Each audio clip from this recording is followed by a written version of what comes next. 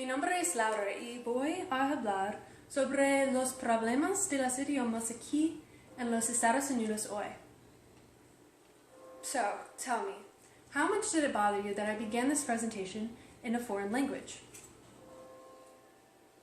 The language debate has been a long-standing one here in the United States, and it has existed since the founding of America by colonizers. On one side of the debate, you have the English-only advocates, who believe that English is the only language that should be encouraged for immigrants. On the other side, you have those who are concerned with language preservation. They want immigrants to be able to speak their native language. So both sides are really concerned about the same thing, which is breaking down the language barrier between foreigners and integrated American citizens. The question is, though, which side is more concerned, actually, about the success of these foreigners? Because English-only actions have really only inspired xenophobia and discrimination, I believe that the side concerned with language preservation is better suited for these foreigners. Not only would it benefit the foreigner directly, but it would also preserve their culture on a larger scale and prevent their language from becoming endangered or further endangered. Through this presentation, we are going to be looking at some historical cases of how foreign languages were treated in the United States, and then we're going to be talking about a viable solution for the future. When America was first colonized, there were 3,000 indigenous languages spoken in the United States. However, the colonizers wanted to replace all the Native American schools with European boarding schools. This way, they could assimilate Native Americans into the American lifestyle. So, as you can see in this photo, students were forced to get an American haircut, and they were dressed in a European-style uniform. They were also punished for speaking Navajo, Cherokee, or any other Indian Native American language, and they were told only to use English. So there were 3,000 at the beginning, at the founding of America, and today there are only 167 languages of those left. So there have been acts to try and preserve these languages. The Indian Education Act in 1972 re-legalized the teaching of Native American languages in schools, and it also allowed parents in tribes to serve on advisory boards for the school. However, there was a big gap in this act. While Native American languages could be taught in schools, the teacher certification process to teach these languages was very strict. So there was the possibility, there was the allowance for teaching of Native American languages, but there weren't enough teachers. So in 1990, George Bush updated this act and called it the Native American Languages Act, and he loosened the restriction for these teachers so that they could become certified more easily, and he also let students take exams in whatever language they chose. So I do think that there has been progress through these acts, but I think it's too little too late, because by the year 2050, there will only be 20 indigenous languages left. So while these policies did help, they were not put in place soon enough due to the English-only attitude. While Spanish is not nearly as at risk for endangerment as indigenous languages, given that it is the second most spoken language in America, it does not always get the dignity that it respects, that it deserves, like indigenous languages. Oftentimes, Spanish speakers are harassed for speaking their native language in public spaces. As you can see in this video, the lawyer lashed out, threatening to call ICE. Your staff is speaking Spanish to customers when you speak A shocking tirade right in the middle of a Manhattan restaurant. Every person I listen to, he spoke it, she's speaking it, he's in America. An enraged man threatening to call immigration authorities on employees who were speaking Spanish. this man, who is a New York lawyer, claims that since he is responsible for letting these people into the country, He's paying for them to live there. He's paying for their welfare. The least that they could do is speak English when he's around. Another lawyer who was Hispanic was criticized by her boss because she was speaking Spanish. So this lawyer had Spanish-speaking clients. She was in charge of the Spanish-speaking clients. But when she was using Spanish on her lunch break to talk with the janitor, the boss criticized her and told her that she should only use Spanish during work. So you can see the contradiction. In the first example, Spanish speakers were using their language while working, and they were ridiculed. And in the second example, a Spanish speaker was told to only use Spanish for her work. These kinds of contradictions and discriminations are not uncommon. It also happened in the healthcare system. It was the biggest case of language discrimination. So, Spanish-speaking workers were talking in Spanish during their job, and their boss got paranoid and thought that they were speaking badly of her, and so they were given more hours, they were given menial tasks, and when this case was reviewed, they looked back over the cameras and they weren't saying anything negative about the boss. So, the Delano Regional Medical Center was sued for $975,000 for harassing Spanish workers. This is an example of when language preservation actually wins over English only. However, there are other areas where this is not as successful. So in education, students in California in 2005 were suspended for using Spanish, and on a larger scale, bilingual education isn't as supported as you would think. In areas like California, where there's a large population of Hispanic people and Spanish-speaking people, only 40% of people support bilingual education.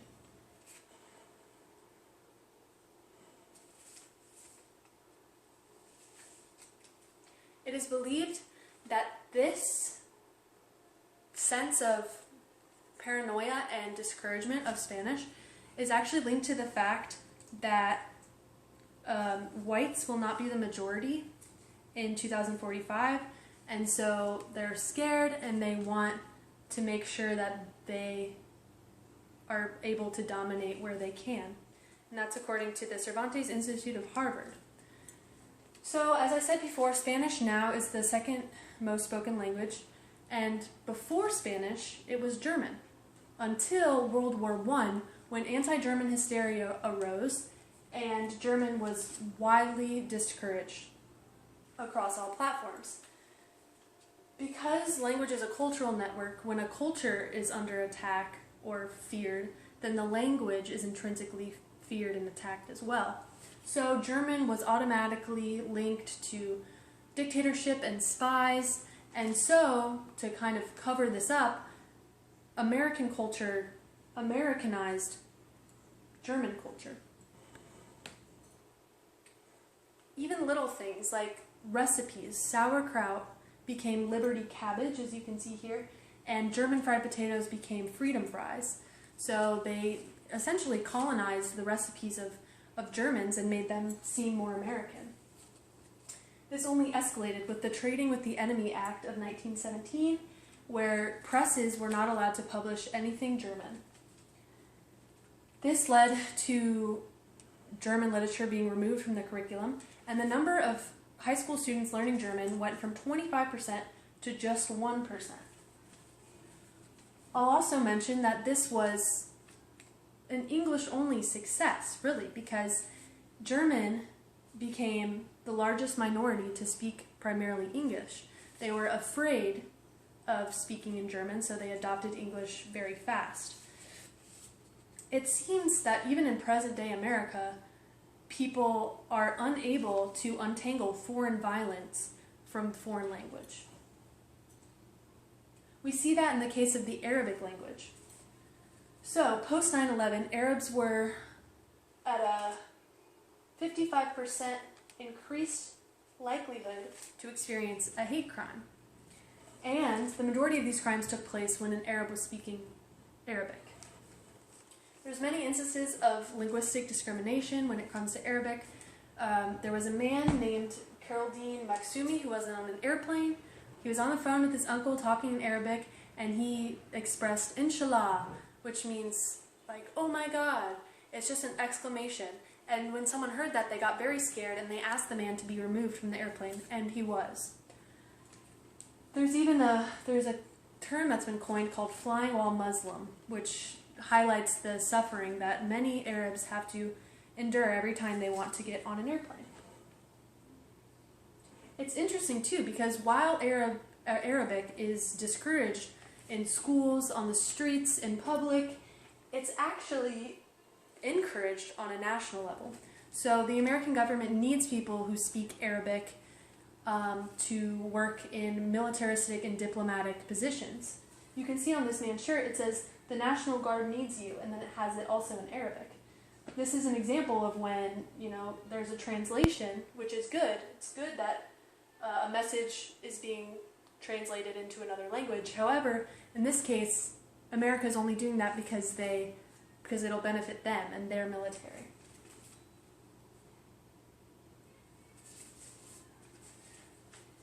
So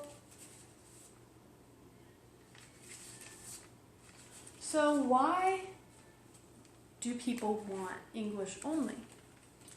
Well, they believe that it'll help the foreigner integrate into American society, and they also think that it'll provide a sense of nationalism and patriotism.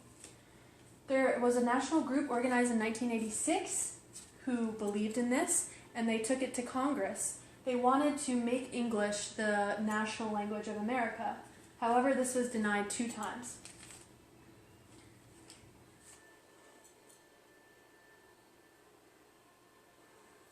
As we've talked about throughout the presentation, I believe that it's good that it was denied 2 times because English only promotes xenophobia, hysteria, fear of other cultures and people. Language restoration is important. It shouldn't be feared. The reason that it's important is because it salvages cultural networks and it allows people to connect to their heritage. It instills pride in people of different countries, and it also is linked to health benefits and psychological well-being. So people who speak in their native tongue have lower risks of heart disease on average. So if America really cares about the well-being and the equality of all its citizens, then it would allow for people to speak in the language that is best for them. It also would be better accommodation.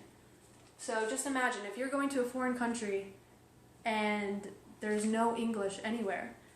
Luckily for English, a lot of people in other countries speak English. But if you went to a foreign country and there was no English anywhere, you would want English on the signs and in stores so that you could help navigate around this new place.